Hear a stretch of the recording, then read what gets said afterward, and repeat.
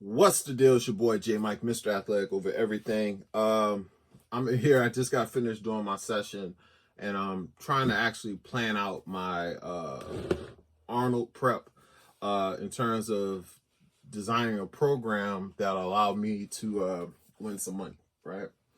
And I'm doing the numbers, right, based on who's in the competition, uh, what condition I'm in, physically and things of that nature, and trying to just come up with, like, is this realistic for me to actually compete in this competition and make some money.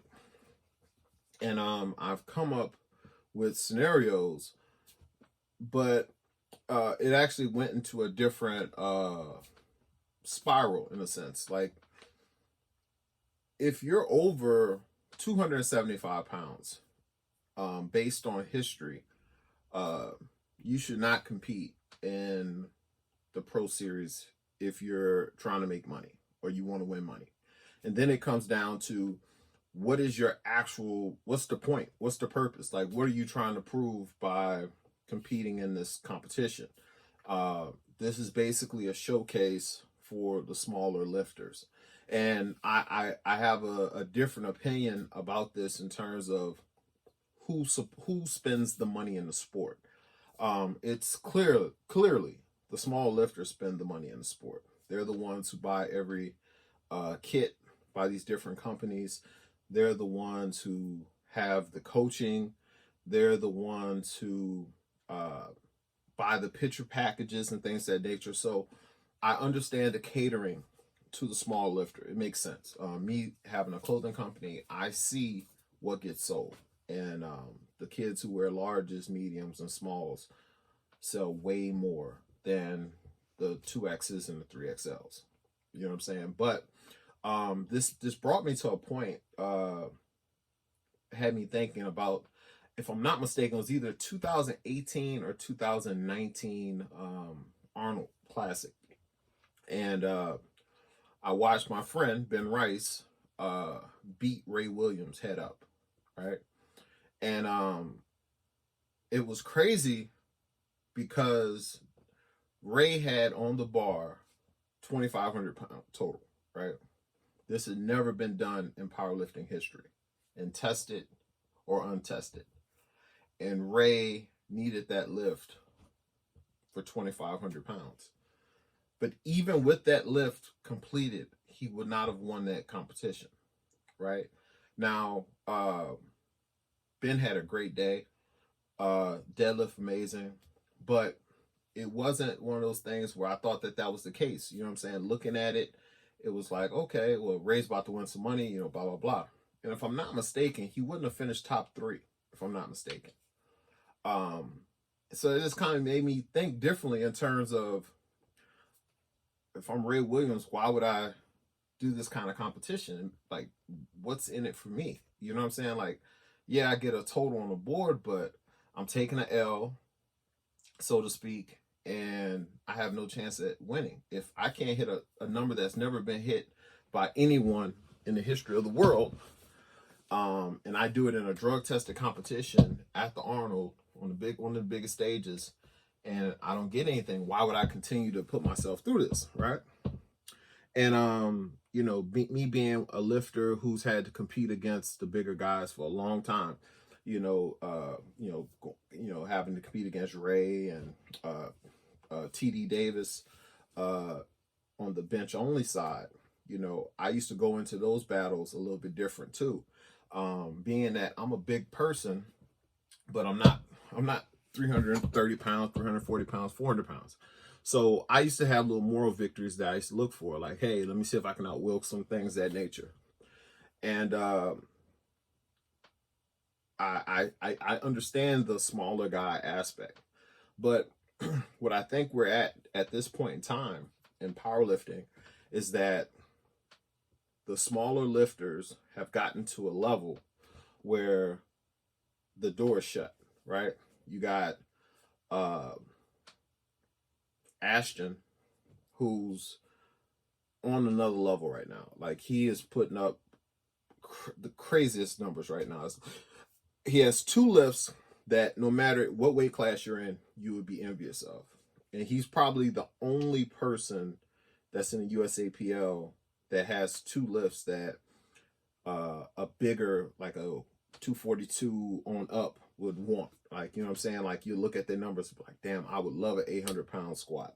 I would love a damn near 900-pound deadlift. And that's when you look at that and you're just like, he's just at another level. You take that L. You know what I'm saying? But if you look at some of these other weight classes, like the 59 or 74 and the 83, there's no number that they hit that you look at and you're like, damn, I wish I had that. Actually, I take that back. Jamar has a squat that's kind of approaching that, like I don't care what weight class you're in, that's a badass lift. You don't see that until you get to the 93. You have Chance Mitchell, who's now pulling over 800 pounds, who's in that 93, 105, whatever the weight class is. But it's rare that you see it where it's like no matter what weight class they're in, they could be competing for the best lift in that federation. And I think that's something to be looked at going forward. You have guys who are now who are at a certain size who are now putting up numbers that are going to be crazy across the board. You got Rondell Hunt, who's about to come over, and he's probably about the biggest guy that has a chance to beat a Ashton, right? He has 3 solid lifts. All 3 lifts he has 3 solid lifts, like all-time lifts. Like he's 550 bench, 8-something deadlift, 8-something squat. Probably the most complete lifter and drug tester right now. So, and I see nothing wrong with that. You know what I'm saying? Those guys have put themselves in a position to earn some money. I think is fair, right? The problem is that if you're of a certain size, you have no shot at winning this money. So why would you enter the competition? I think that I don't believe that it should be 100% like biggest total wins a competition. I do think that that should be an element to this. I think that if you're going to have these situations, you should have a prize for the biggest squat, biggest bench, biggest deadlift, and biggest total. Big Dog's formula type thing, right? And if you did that, and what that would actually do is it would actually shine light on the smaller guys who have one of those outrageous lifts, right? Ashton, he has a 8-something squat. But he's gonna out squat Ray? No. So what you do, you get an opportunity to have someone like a Ray Williams lift in this competition, and he can be rewarded. And at the same time, someone like Ashton, you can actually show how strong he is by him out pulling Ray or whoever else has a 860, 870 deadlift. I think that would be rewarded. Or if, say, for instance, someone like let's say Amendola outbenched me head up, like he benched 640 at 230 or whatever it is that he weighs, right? That shows like pure dominance. That shows like some elite level shit, like where one of those smaller guys just completely outlifts the bigger lifter. That to me is more movie type and have more interest versus this guy's 5'3", he's 160 pounds, and his coefficient or his point total says that he's a better lifter than this 6'1", 350-pound guy who just totaled the biggest total of all time. I just think it has to be somewhere in between that, or we're just trying to say power lifters, you should get in better shape. You should just lose some fucking weight, and if you want to compete, stop crying, go lose some weight, and stay strong. And if you say that, that's cool too. Though. I actually understand that too. I fucks with that too, but it's just not realistic. And the more I'm looking at it, and when you think about it, since I've been powerlifting since 2014. 2014 I started. So, and especially in the USAPL, there's only been 2 smaller lifters who had lifts that you just look at and you're like, damn, I would kill for that damn lift, man. Jesse Norris, Ashton, And now you have Amendola with the bench, right? Where you look at their lifts and be like, fuck, I don't care how small you are, how big you are, that's an impressive lift. You had Jesse Norris with the squat and deadlift, Ashton squat and deadlift, and Jake with the bench press. But those other lifts and those other weight classes, they're huge lifts, but you don't look at them like, man, I'll never be able to lift that. You don't look at it like that. So I just think for the fact that you know, we're like dinosaurs in a sense. You know what I'm saying? And it's like you're not going to see those 1,000-pound squats at these meets. You're not going to see that. I just don't see a situation where lifters will be paying for competition, paying fees, traveling, and not being able to win any money. Why would you do the competition?